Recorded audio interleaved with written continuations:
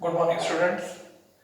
हम लोग third chapter शुरू कर चुके हैं और हम लोग ने एलिमिनेशन मेथड सीखा है। Elimination method balancing the equations को बोलते हैं, जिसमें या तो किसी x को बैलेंस करना पड़ता है या y को। ठीक है, और हमारी दो क्लास हो चुकी हैं और अब जरा और वैरायटी बैलेंसिंग द इक्वेशन में देखिए। कल मैंने ये वाली वैरायटी भी आपसे डिस्कस करी थी, जब x और y के साथ बड़े बड़े नंबर आ जाए तो कैसे बैलेंस करते हैं। तो हमने इसका एक मेथड बताया था आपको, एडिंग एंड सब्ट्रैक्टिंग। ठीक है, तो कल एक क्वेश्चन किया था मैंने ऐसा, और एक कहा था एक आप अपने आप करिएगा। इन दोनों इक्वेशन को एक बार ऐड भी करना है, एक नई इक्वेशन बनेगी, सब्ट्रैक्ट करना है, फिर एक नई इक्वेशन बनेगी, फिर हम दोनों इक्वेशन को आपस में बैलेंस करके सॉल्व करना है, तो आपका आंसर आएगा। ठीक है, अगर आप x के कोएफिशिएंट से इस पूरे की मल्टीप्लाई और y से करेंगे तो देखो कितनी बड़ी बड़ी वैल्यू है और आपका क्वेश्चन खूब बड़ा हो जाएगा। ठीक, तो मैं कल जैसा क्वेश्चन किया था, एक आपको दिया था, एक और करता हूं जिससे क्वेश्चन आपका पक्का हो जाए, क्योंकि एग्जाम में ये क्वेश्चन खूब पूछा जाता है, खूब। देखिए क्वेश्चन है 152x minus 378y equal minus का 74 माइनस का 378 प्लस के 154y इक्वल माइनस का 604। कैसे पता चलेगा कि ये एडिंग सब्ट्रैक्टिंग? तो नंबर बड़े हैं, ऊपर से जो x का कोएफिशिएंट है वो अगली लाइन पे y का है, और जो y का कोएफिशिएंट है वो अगली इक्वेशन में x का। तो क्या करते हैं, इस क्वेश्चन को ऐसे दो बार उतार लेते हैं।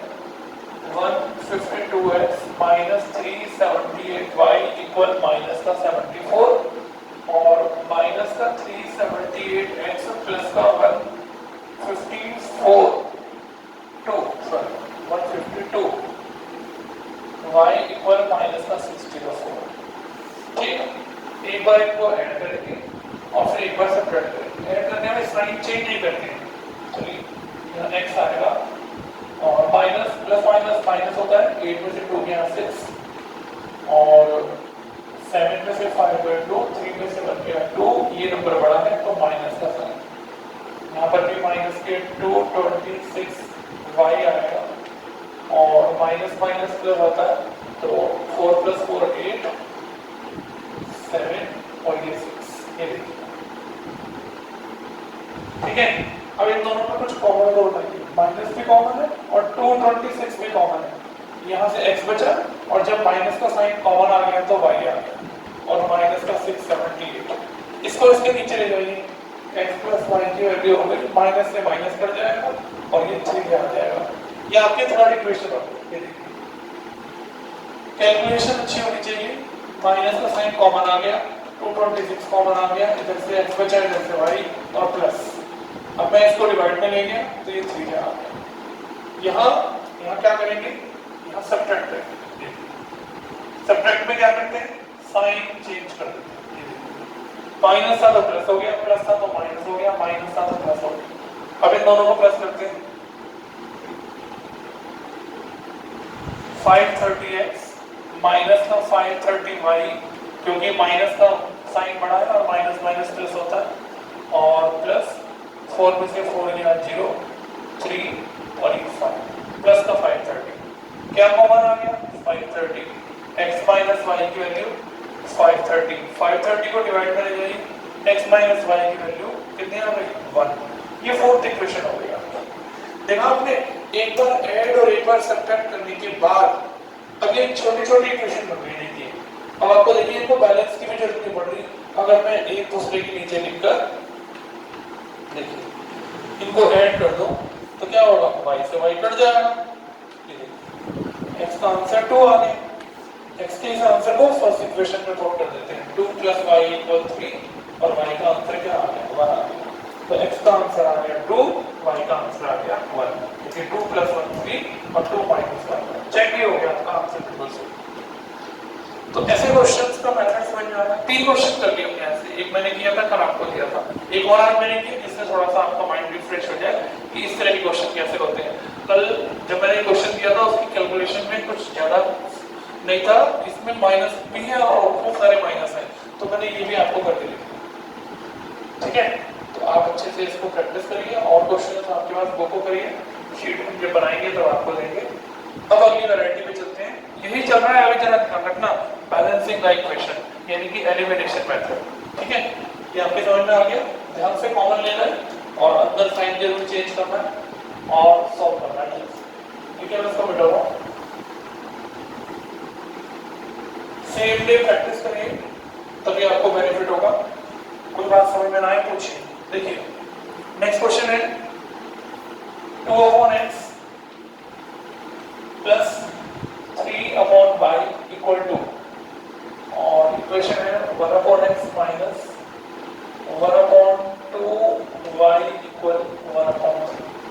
ठीक है, अब जरा ध्यान से देखिए इस क्वेश्चन को, ध्यान से।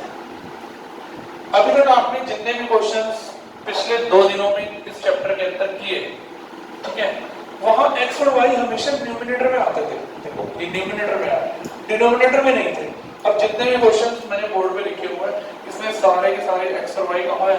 डिनोमिनेटर में। तो ये वैरायटी चेंज हो गई। एग्जाम में क्वेश्चन आता है reduce the equation and solve for x and y। पहले इक्वेशन को रिड्यूस करिए, यानी कि ये जो फ्रैक्शन आपको x और y में नजर आ रहे हैं इन्हें पहले खत्म करिए। तो क्या करना पड़ेगा? जब x और y डिनोमिनेटर में आए तब, न्यूमरेटर में नहीं डिनोमिनेटर में आए तब देखिए कैसे इस क्वेश्चन को रिड्यूस करते हैं। ये देखिए, ये जो 1/x है वो इसमें भी है, इसमें भी है, 1/y इसमें भी है, 1/y इसमें भी है। तो क्या करते हैं, थोड़ी देर के लिए 1/x को a और 1/y को b लेट करते हैं। ये देखिए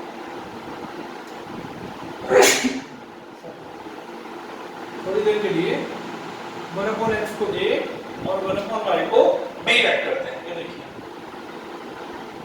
किसको रिड्यूस करना है? जो फ्रैक्शन में, कौन है फ्रैक्शन में? 1/x और 1/y। कौन है? वेरिएबल। ठीक, तो देखिए काम को छोटा कर दिया, 1/x को थोड़ी देर के लिए a और 1/y को b लेट कर दिया। अब तो क्या इक्वेशन बन गई? 2 तो न्यूमरेटर में, तो न्यूमरेटर में जाएगा 2 1/x की जगह a प्लस 3b। ये देखो ध्यान से इक्वेशन को में आएगी नहीं आएगी। आप a की जगह 1/x लिख के देखो, फिर से ऐसे ही हो जाओ। राइट, बताओ इसकी जगह क्या लिखेंगे? क्या लिखेंगे? 1/x की जगह a माइनस 1/2, देखो 1/2, 1/y की जगह b और इक्वल कितना? 1/2। ये पहली इक्वेशन मॉडिफाइड हो गई, दूसरी में भी काम बचा है। जब दूसरी इक्वेशन में काम पूरा हो जाएगा तभी मैं उसको नंबर डालूंगा। अभी ये चीज समझने की है। बच्चे क्या करते हैं? 1/2y को ऐसे लिख देंगे 2b। अरे भाई 2 तो डिनोमिनेटर में है तो डिनोमिनेटर में रहेगा। आपने तो 1/y की जगह b लिया है। ये देखो 1/y की जगह b लिया है। तो जहां 1/y है उसकी जगह b लिखता है। ये देखो वो 1/y की जगह b लिखा। ठीक है, तो आप b की जगह 1/y लिख के देखो। यहाँ 2 डिनोमिनेटर में है, यहाँ 2 न्यूमरेटर में है, तो जो डिनोमिनेटर में है वो डिनोमिनेटर में ही रहेगा। आपने तो 1/y की जगह b लिखा है। अब इसका एलसीएम लो, एलसीएम 2 आ गया, ये हो गया 2a माइनस b। तो 2a माइनस b की 3 से cross multiply equal to, fraction हटाना है ना, 3 से क्रॉस मल्टीप्लाई, ये हो गया 6a minus 3b equal to 202। ये सेकंड इक्वेशन आपकी मॉडिफाइड हो गई। अब ये बिल्कुल वो नॉर्मल क्वेश्चन बन गया जो अब तक आप खूब सारे करते हुए आ रहे हो। देखो यहाँ पर 3b प्लस का है और यहाँ पर 3b किसका है? माइनस का है। तो मैं एक दूसरे के नीचे लिखूंगा 2a plus 3b equal to और 6a minus 3b equal to. ये देखिए, ठीक है, सही चल रहा है। अब क्या करूँ मैं इनको ऐसे ऐड कर दूंगा। ऐड करने से क्या होगा? 3b से 3b बढ़ जाएगा, ये बचेगा 8 है और यहाँ बचेगा 4। a की वैल्यू क्या आएगी? 4/8। जल्दबाजी में 8/4 मत कर देना, 8 मल्टीप्लाई में तो डिवाइड में जाएगा। बताओ कट के क्या बच गया? 1/2। अब मैं इस a के आंसर को फर्स्ट इक्वेशन में पुट कर रहा हूँ। 2 मल्टीप्लाई 1/2 प्लस के 3b इक्वल टू, ये देखो जहां a की वैल्यू लिखी हुई है उसको मैंने इस इक्वेशन में पुट कर दिया। a की जगह लिख दिया 1/2। ठीक है, अब देखो यहाँ बच्चे क्या गलती करते हैं, ध्यान से समझना। जो मिस्टेक करते हैं उसकी बात कर रहा हूँ, फिर ठीक भी करूंगा। ये देखो 2 से 2 काट दिया, बताओ 3b की वैल्यू क्या बच गई? 2 और b का आंसर आ गया 2/3। आप यकीन नहीं मानेंगे 60% बच्चे ये क्वेश्चन करके इस तरह से आते हैं और ये गलत हो गया आपका क्वेश्चन। अब बच्चे सोच रहे हैं इसमें क्या गलती है, अरे भाई 2 को 2 से काटने के ऊपर बचा वो आपने कहाँ लिखा, बताइए। जब ये 2 से 2 कट गया कोई जीरो तो ना बचा, 2 से 2 काट के तो 1 बचा, 1 बन गया 1। इस 1 का क्या किया, ये 1 बच्चों से छूट जाता है और क्वेश्चन मिस्टेक हो जाती है। अब क्या करेंगे, इस 1 को उधर ले जाएंगे, ये हो गया 2 - 1 तो 3b की वैल्यू 1 और b की वैल्यू क्या हो गई 1/3। ठीक, अब जरा बताइए a का आंसर आएगा 1/2 और b का आंसर आएगा 1/3। ये a और b के आंसर आए हैं। अब 10% बच्चे क्या करते हैं, यही a और b का आंसर छोड़कर आ जाते हैं। उसने क्वेश्चन में आपसे a और b नहीं मांगा, उसने क्वेश्चन में आपसे x और y की वैल्यू मांगी। ठीक, तो क्या ध्यान रखना है, a का आंसर 1/2 और b का आंसर 1/3। तो देखिए आप a किसको ऐड करके चले थे 1/x को, तो a के नीचे 1/x लिख दीजिए और b के नीचे 1/y। अब जरा क्रॉस मल्टीप्लाई करिए, x बन गया x और 2 बन गया 2, या दोनों तरफ का रेसिप्रोकल कर लीजिए, एक ही बात है। देखिए दोनों तरफ का रेसिप्रोकल कर लीजिए, ये देखो x का आंसर 2 और y का आंसर 3। ठीक है, आया समझ में। आप चाहो तो चेक भी कर सकते हो, जब यहाँ 2 लिखोगे तो 2/2 1 होता है, 3/3 1 होता है और 1 + 1 क्या होता है 2 होता है। चेक भी हो गया कि आपका क्वेश्चन बिल्कुल सही है। तो ये कौन से क्वेश्चन है, ये रिड्यूस वाले क्वेश्चन है, रिड्यूस कर रहे हैं, रिड्यूस। देखो 1/x को थोड़ी देर के लिए a और 1/y को थोड़ी देर के लिए b। ये देखो 1/x को a और 1/y को b। ये कब करना है, जब ये वेरिएबल्स कहां आए, डिनोमिनेटर में आए। ये देखिए, तो इसकी जगह 2a 3b 2 a - 1/2 अपनी जगह 1/2 और खाली 1/y की जगह b। कहीं 2 को ऊपर रखने जगह गड़बड़ हो जाएगी और ये 1/3 एलसीएम लेके एक और इक्वेशन बनाई। देखो बैलेंस की भी जरूरत नहीं पड़ी, यहाँ 3b प्लस का यहाँ 3b माइनस का, और देखो फटाफट हमारा आंसर आ गया। जब a और b के आंसर आ जाए तो भूल मत जाना, आपको a और b नहीं x और y निकालने हैं। तो a आपने स्टार्टिंग में किसको लेट किया था 1/x को, ये देखो, और b किसको लेट किया था 1/y को। दोनों तरफ की क्रॉस मल्टीप्लाई करी या रेसिप्रोकल करा दोनों साइड का, आपका आंसर आ गया। बताइए कुछ समझ में आया। अगला क्वेश्चन आप 1/x को a और 1/y को b लेट करके अपने आप करना, जल्दी हो जाएगा।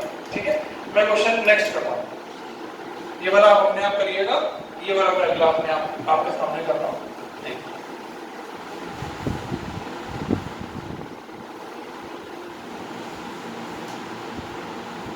ये देखिए क्या क्वेश्चन है, क्वेश्चन है 4x + 6/y इक्वल कितना 50 और 6x - 8/y इक्वल क्या 40।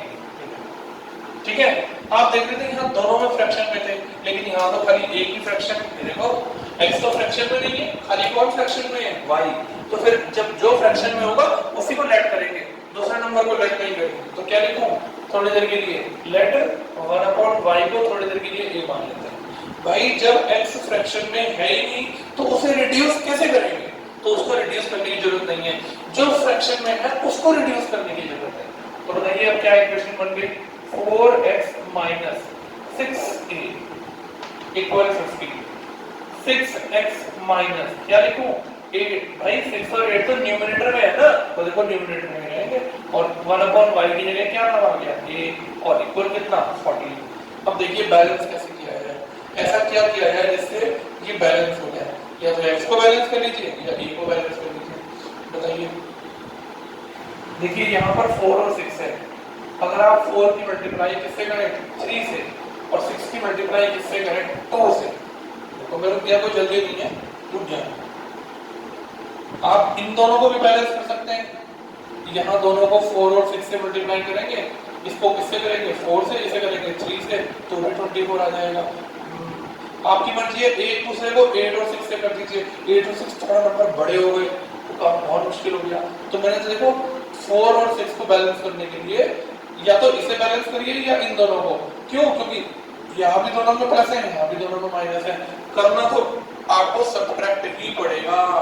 ओहो यहाँ प्लस का साइन है, गलत हो गया, यहाँ प्लस का साइन है, तो किसे बैलेंस करना चाहेंगे 6 और 8 को, तो इसकी मल्टीप्लाई कर दीजिए किससे 4 से और इसकी मल्टीप्लाई कर दीजिए 3 से।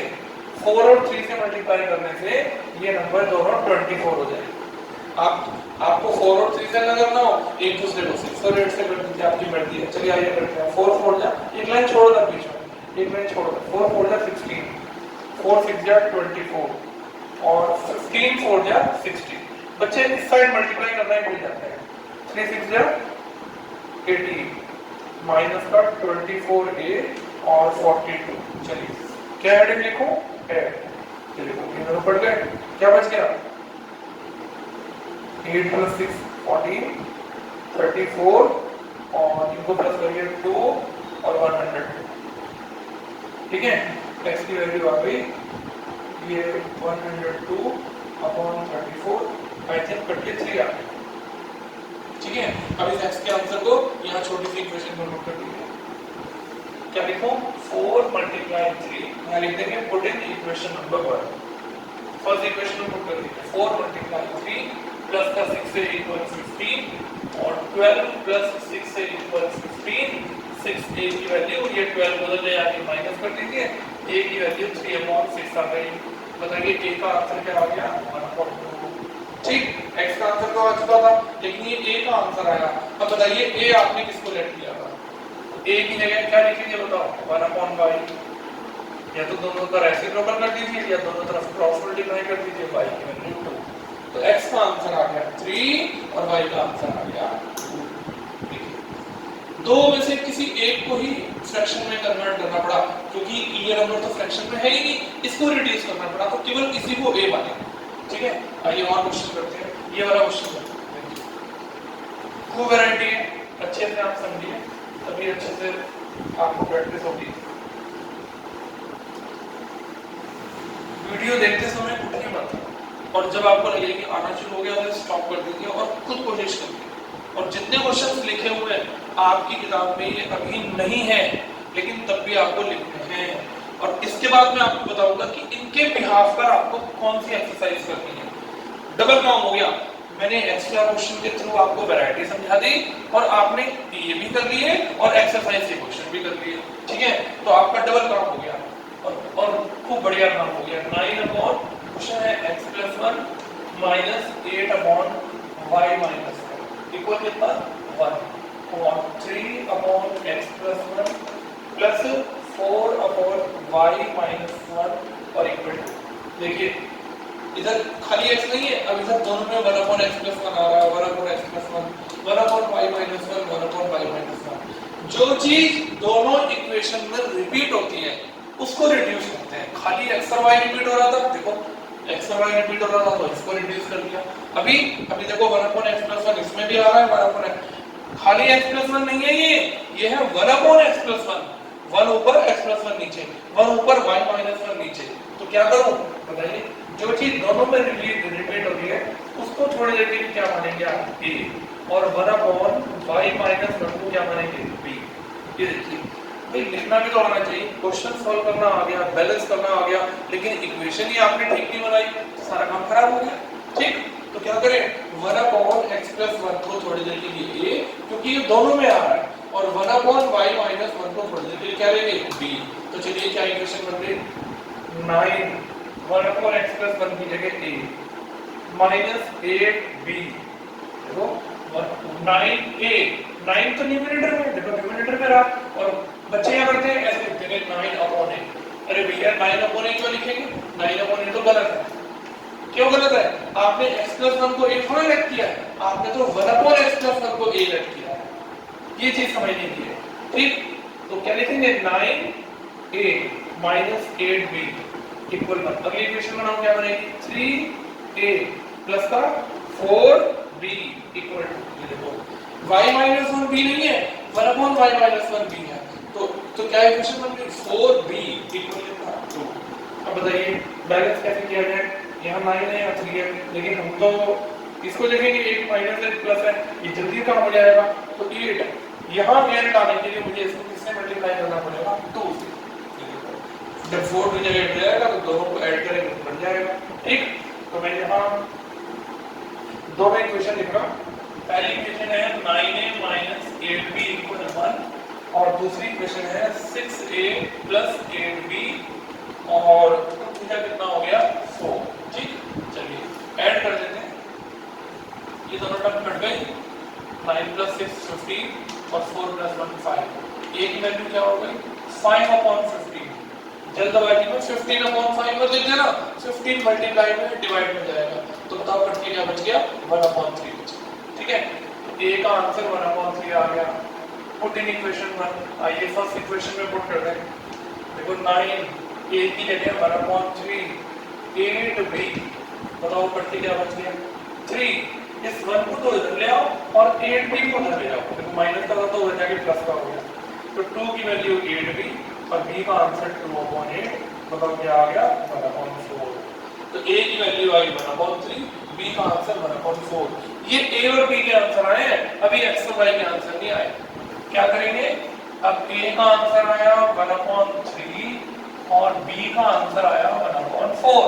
बताइए a आपने किसको ऐड किया था 1/x + 1, ठीक है, और b किसको ऐड किया था 1/y - 1। बताओ भाई क्या करेंगे, अब करेंगे क्रॉस मल्टीप्लाई, x + 1 = 3, x का आंसर 2, y - 1 = 4 और y का आंसर 5। तो x का आंसर आ गया 2, y का आंसर आ गया 7। यहाँ पुट करके देख लीजिएगा, सॉल्व करके 1 ही आएगा, यहाँ पुट करके देख लीजिएगा 2 ही आएगा। तो जो चीज दोनों इक्वेशन में लिखी रहती है उसको a और b रट करते हैं, ठीक है। तो 1/x + 1 को a रट करेंगे तो a न्यूमरेटर में लिखेंगे, देखो 9a, कहीं आप 9/a लिखते हैं, 9/a तो तब लिखते हैं जब x + 1 को a मानते हैं, आपने तो 1/x + 1 को a रट किया है। हमें फ्रैक्शन को रिड्यूस करना है जिससे हम आराम से बैलेंस कर सकें, और जब हमारे ये a और b के आंसर आ जाए तो बाद में जब लास्ट में a और b की वैल्यू आ जाए, किस किस को a और b लेट किया था उनकी जगह वो वैल्यू पुट करके जैसे भी सॉल्व करके आंसर आए x और y की वैल्यू निकालना। ठीक है, थोड़ा सा समझ में आया। चलिए और अभी एक और क्वेश्चन देखते हैं। ये ना बहुरूपिया क्वेश्चन है, अपने भेष बदल बदल के सामने आते हैं। अब देखो यही क्वेश्चन जो चल रहे थे ना, ये अपने आप करना है, ध्यान रखना, और ये सब क्वेश्चन चल रहे थे, अब ये देखो भेष बदल के, ऐसे बोर्ड के एग्जामिनर भेष बदल बदल के क्वेश्चन देते हैं।